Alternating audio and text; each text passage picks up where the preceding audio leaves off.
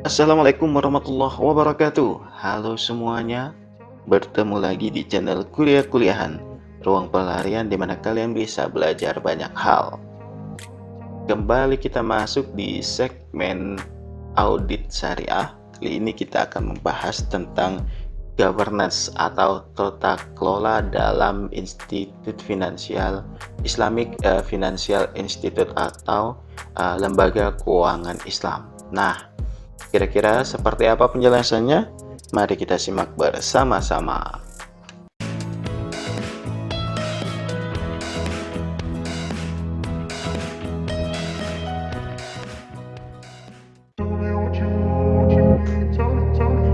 Oke teman-teman, di governance standar atau standar dari tata kelola khususnya untuk lembaga keuangan Islam itu teman-teman terdiri dari Syariah Supervisory Board atau Dewan Pengawas Syariah.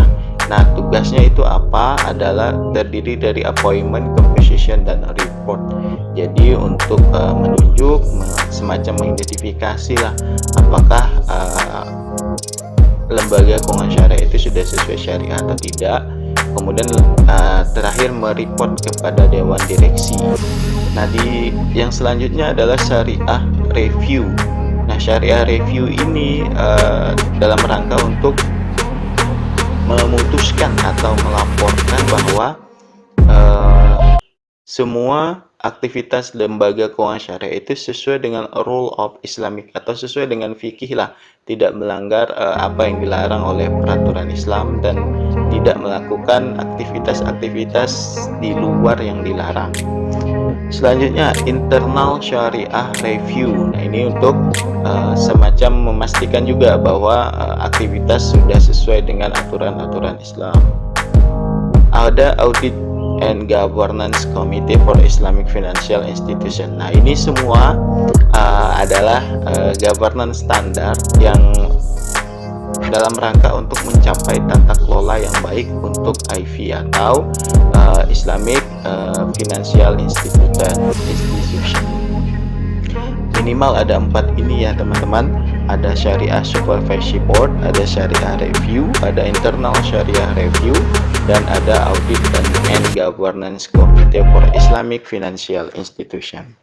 Nah, kalau sudah ada 4 ini, minimal standar minimal untuk tata kelola yang baik di lembaga keuangan syariah itu sudah terpenuhi. Tapi saya yakin akan lebih maksimal kalau ada 4 ini.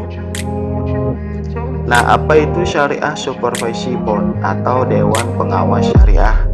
Is an independent body of specialized jurists in fikih al-muamalah atau Islamic Commercial Jurisprudence.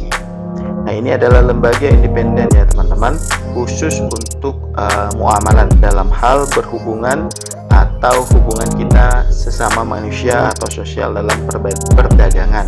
Nah, dalam muamalah ini teman-teman, semua itu boleh kecuali untuk hal-hal yang dilarang dan sudah ada aturan dalam Al-Quran maupun melalui fatwa ulama. Misalnya apa?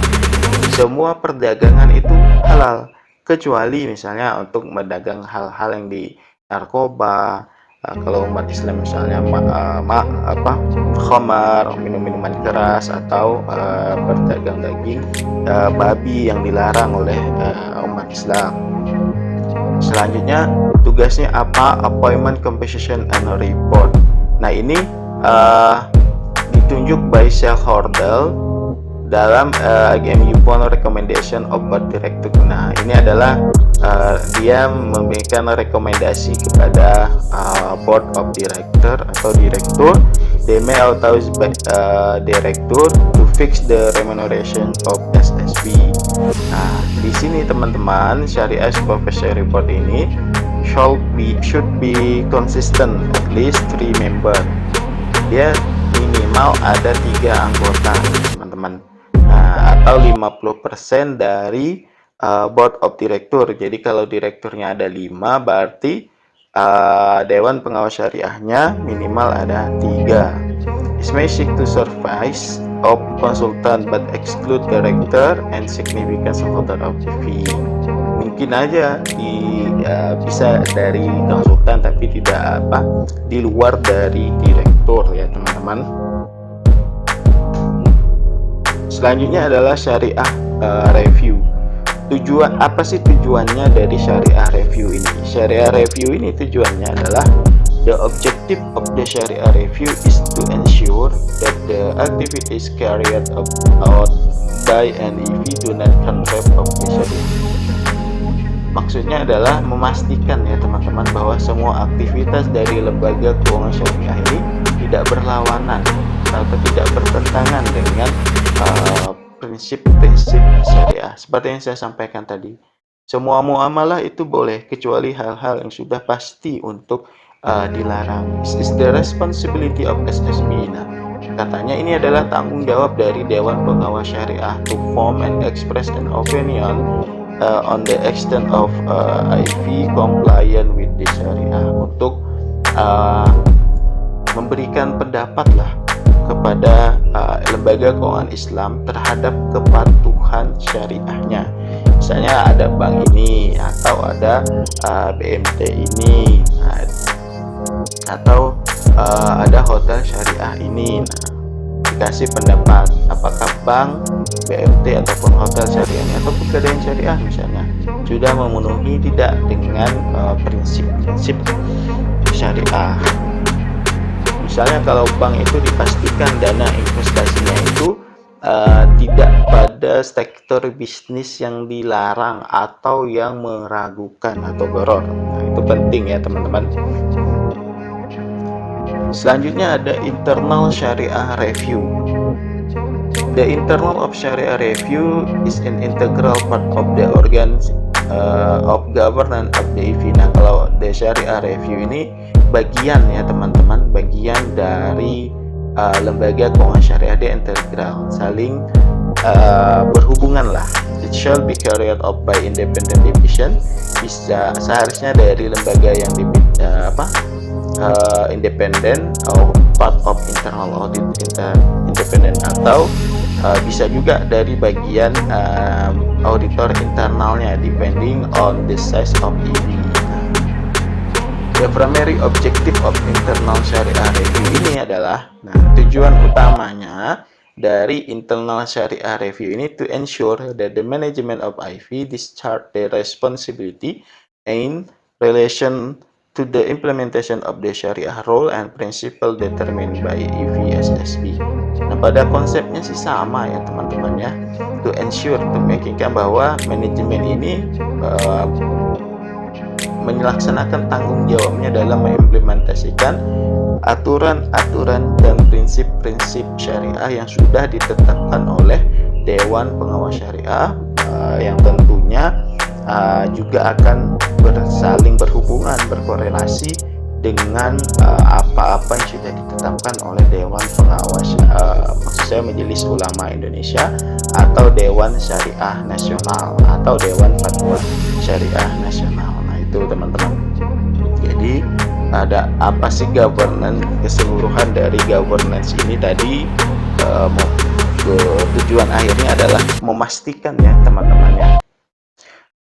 Selanjutnya ada audit dan governance committee. Nah, apa ini? Nah, apa pentingnya?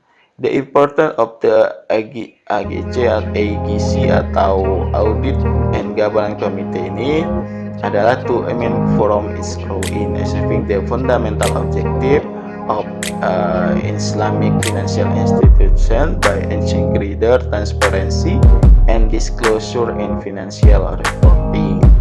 Nah, tujuannya apa? Adalah untuk mencapai tujuan dasar ya teman-teman dari lembaga keuangan Islam ini, untuk meningkatkan by ensuring greater transparansi dalam pengungkapan laporan dan mengungkapkan secara penuh disclosure in financial reporting dalam mengungkapkan laporan keuangan. Jadi tujuannya adalah enhancing the public confidence of the EVS Genu in its application of Syariah rule dan principle. Nah, ini adalah untuk meningkatkan kepercayaan publik terhadap lembaga keuangan Islam dalam penerapan aturan-aturan dan prinsip-prinsip syariah. Jadi teman-teman, kita simpulkan audit dan governance komite ini tugasnya dari dua sisi. Yang pertama, dalam hal sisi finansial atau dalam hal disclosure in financial reporting, dalam melaporkan kondisi keuangan dari lembaga keuangan Islam, dan yang kedua adalah dari sisi kepatuhan dalam menerapkan aturan-aturan dan prinsip-prinsip syariah. Oke teman-teman, demikian penjelasan saya kali ini. Mudah-mudahan bisa menjawab dari keingintahuan teman-teman semuanya.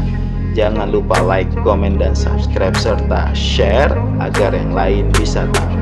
Sampai bertemu lagi di video-video saya selanjutnya.